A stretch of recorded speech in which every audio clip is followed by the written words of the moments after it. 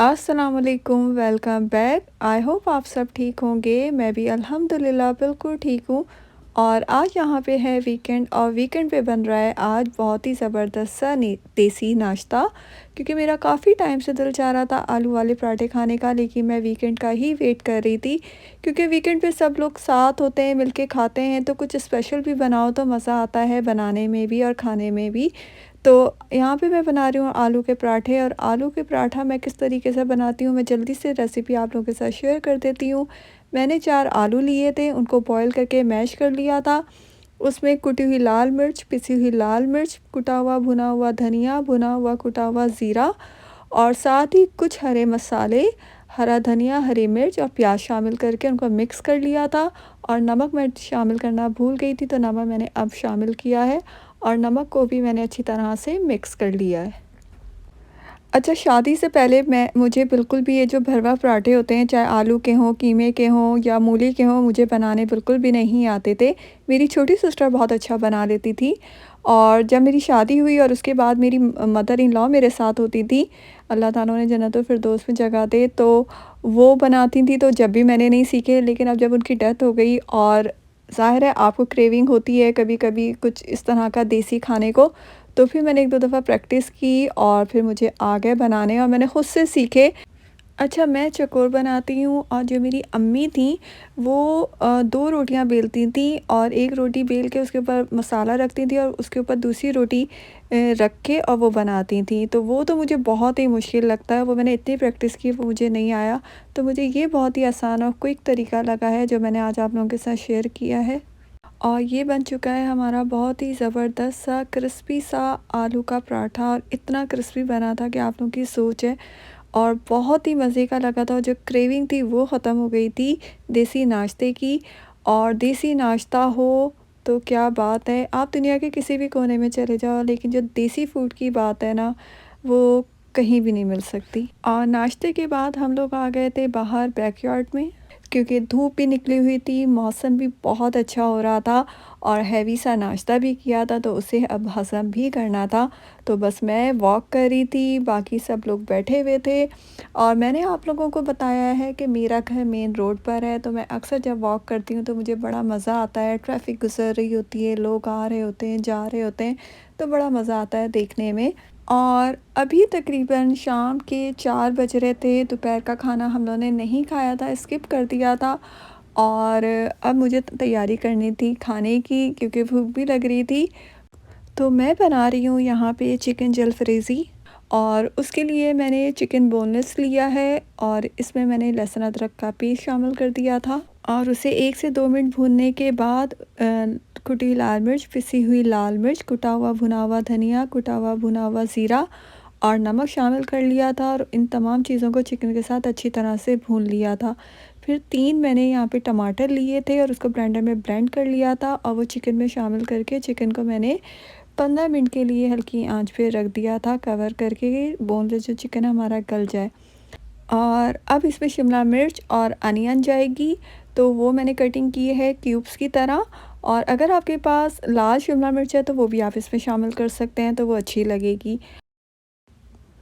और चिकन हमारा गल चुका है, टमाटरों का पानी भी ड्राई हो चुका है। अब इसमें कुटी हुई काली मिर्च आधा चाय का चम्मच शामिल करेंगे और साथ ही जो वेजेस काट के रखी थी वो इसमें शामिल कर देंगे।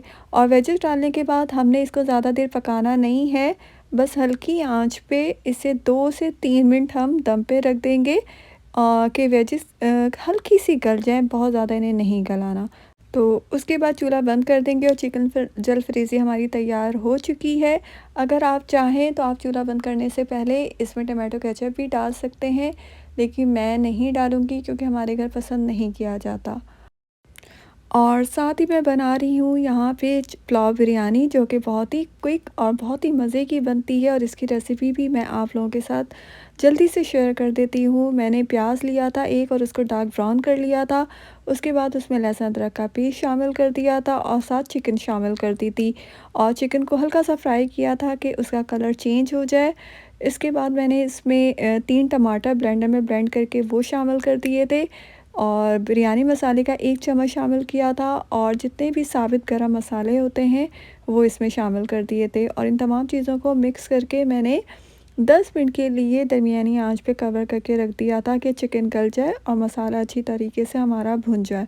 उसके बाद मैंने इसमें 4 कप मेरे पास चावल के थे तो मैंने 5 कप पानी शामिल किए थे और जब पानी अच्छी तरह से बॉयल हो गया तो मैंने इसमें चावल शामिल कर दिए।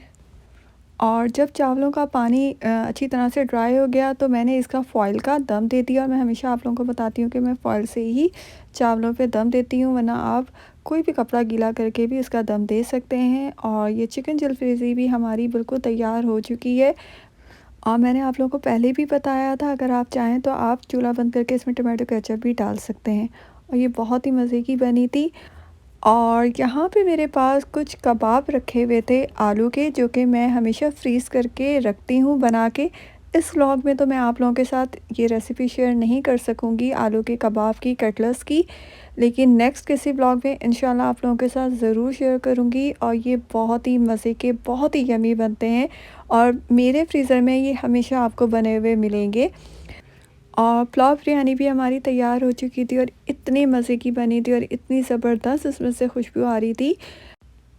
और ये पुलाव बिरयानी आप लोग ज़रूर ट्राई कीजिएगा, आप लोगों को बहुत पसंद आएगी। और ये था हमारा सिंपल सा वीकेंड का डिनर।